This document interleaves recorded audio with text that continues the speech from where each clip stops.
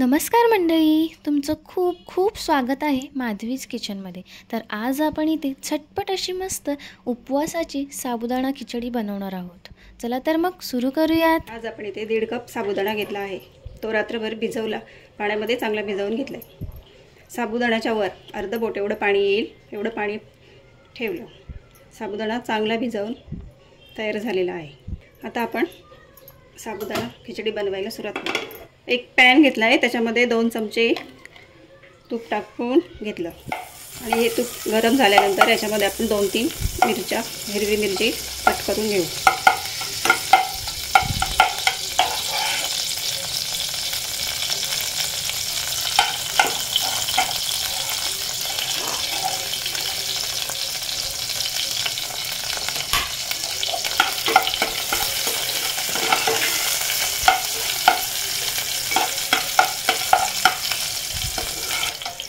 हिरवी मिरची तुपावर परतल्यावरती याच्यामध्ये आपण पहिला बटाटा हा सोलून घेतला आहे, तो याच्यामध्ये घालून परतून घेऊ।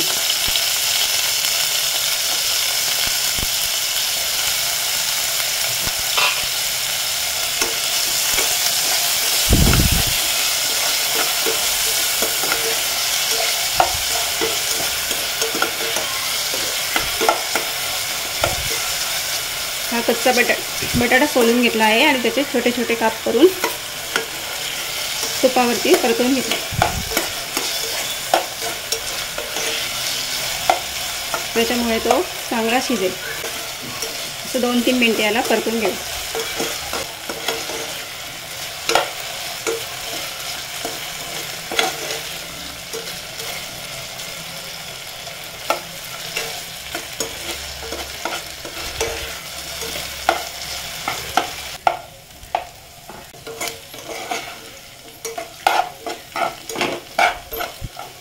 आता आपला हा चांगला बटाटा फ्राय झाला आहे।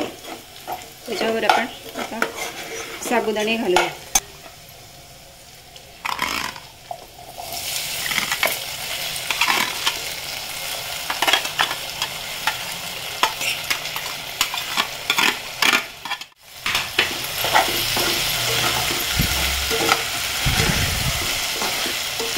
साबुदाणे घातल्यावर शेंगदाण्याचं कूट जरा 2 मिनिटानंतर घालायचं। साबुदाणे चांगले परतून घ्यायचे।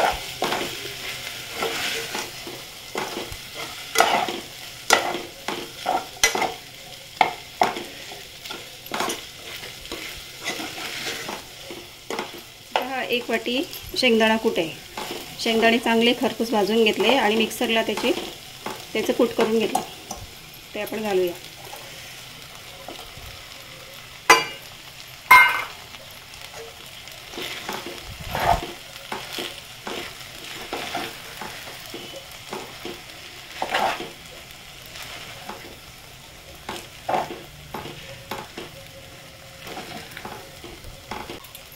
आणि याच्यामध्ये 1 चमचा उपवास सॉल्ट शेंदा नमक घालूया उपवासासाठी आणि थोडी साखर आपल्या आवडीनुसार, कोणाला आवडत असेल त्यांनी घालावी, नाही घातली तरी चालते।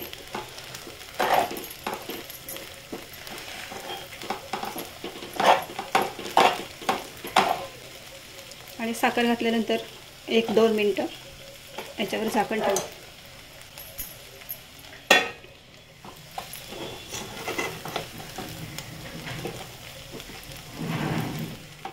तर आता ही आपली झटपट अशी मस्त उपवासाची साबुदाणा खिचडी अगदी 20 ते 25 मिनिटात तयार झाली आहे। तर व्हिडिओ आवडल्यास लाईक करायला विसरू नका, चॅनलला सबस्क्राईब करायला विसरू नका, बेल आयकॉन आणि शेअरचं बटन दाबायला विसरू नका। तर खा आणि मस्त रहा।